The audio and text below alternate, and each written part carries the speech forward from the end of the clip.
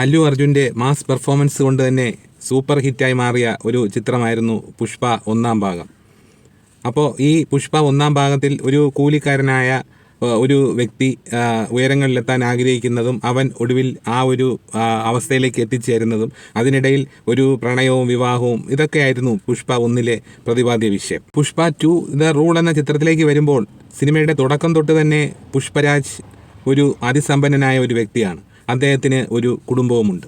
പുഷ്പ തൻ്റെ ഭാര്യയുമായി ഉള്ള സീനുകളിൽ, അതായത് ഈ കോമ്പിനേഷൻ സീനുകളിലെല്ലാം പുഷ്പ ഒന്ന് തൊടുകയോ അല്ലെങ്കിൽ ചുംബിക്കുകയോ ചെയ്യുമ്പോൾ ഭാര്യയായ ശ്രീവല്ലി പറയുന്നുണ്ട്, എനിക്ക് ഫീലിങ്സ് വരുന്നുണ്ട് എന്ന്. അപ്പോൾ എനിക്ക് മനസ്സിലാവാത്തതുകൊണ്ട് ഞാൻ ചോദിക്കുകയാണ്, ഭർത്താവിൻ്റെ അടുത്തല്ലേ ഭാര്യ പറയുന്നത്, ഭർത്താവ് ഒന്ന് സ്പർശിക്കുകയോ ഒന്ന് ചുംബിക്കുകയോ ചെയ്യുമ്പോൾ ഭാര്യയ്ക്ക് ഫീലിങ്സ് വരുന്നു അല്ലെങ്കിൽ പീലിങ്സ് വരുന്നു എന്ന് ഭർത്താവിനോട് ഭാര്യ പറയുന്നത് ഒരു തെറ്റാണോ?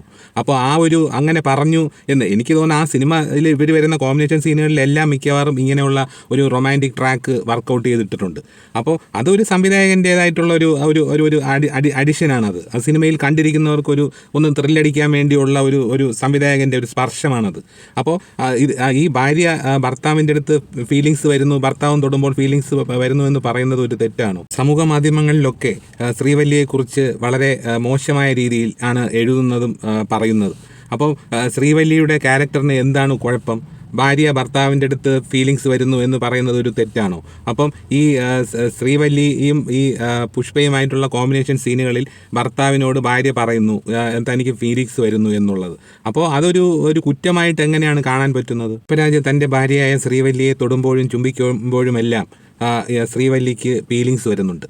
അപ്പോൾ ഞാനൊന്ന് ചോദിക്കട്ടെ, ഈ ഭർത്താവ് ഭാര്യയെ തൊടുമ്പോൾ ഈ സിനിമയിൽ ഫീലിങ്സ് വരുമ്പോൾ ഇത്രയും ഒക്കെ പറയുന്ന ആൾക്കാർ യഥാർത്ഥത്തിൽ ഒരു ഭർത്താവ് ഒരു ഭാര്യയെ തൊടുമ്പോൾ ഈ ഭാര്യയ്ക്ക് ഒന്നും തോന്നാറില്ലേ?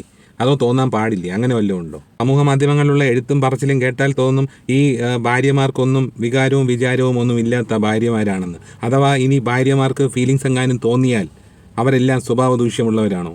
ഇപ്പോൾ ഈ പുഷ്പ 1 പോലെ ആയില്ല രണ്ടാമത്തെ പുഷ്പ എന്ന് പറയുമ്പോൾ പുഷ്പ അതിൽ ഒരു പാവപ്പെട്ടവനായിട്ടിരിക്കുകയാണ്. അവസാനമാകുമ്പോഴാണ് പുഷ്പ പണക്കാരനാവുന്നത്.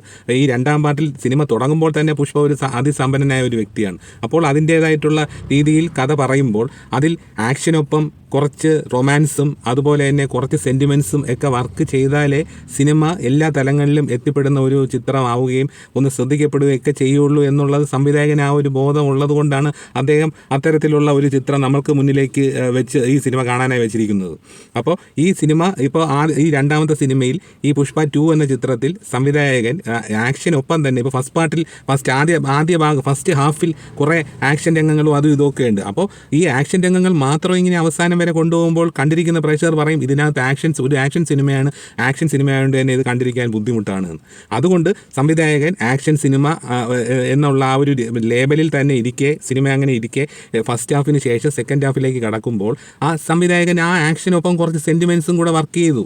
അപ്പോൾ ഇല്ലെങ്കിൽ ഈ സിനിമ ഒരു പരാജയമായി തീർന്നാൽ ഈ പരാജയത്തിൻ്റെ എല്ലാ അർത്ഥത്തിലും അത് ബാധിക്കുന്നത് ഒരു സംവിധായകനെയാണ്. അപ്പോൾ അതുകൊണ്ട് തന്നെയാണ് അദ്ദേഹം ഈ ആക്ഷൻ സിനിമയിൽ കുറച്ച് റൊമാൻസും ഭർത്താവും ഭാര്യയും തമ്മിലുള്ള കുറച്ച് ഇൻട്രാക്ഷൻസും അതിലുള്ള സംഭാഷണങ്ങളിലും ഒക്കെ ഒരു മാസ് പടമാവുമ്പോൾ അതിലുള്ള ഒരു ചേരുവകൾ കൃത്യമായി ചേർത്ത് തന്നെയാണ് സുകുമാർ എന്ന സംവിധായകൻ പുഷ്പ 2 എന്ന ചിത്രം ഒരുക്കിയിരിക്കുന്നത്. പുഷ്പ 2 എന്ന ചിത്രത്തിൽ ഒരു സിനിമയ്ക്ക് വേണ്ട എല്ലാ ചേരുവകളും കൃത്യമായി ചേർത്തത് കൊണ്ടാണ് പുഷ്പ 2 ബോക്സ് ഓഫീസ് റെക്കോർഡുകൾ തകർത്ത് മുന്നോട്ട് ഇപ്പോഴും പോയിക്കൊണ്ടിരിക്കുന്നത്.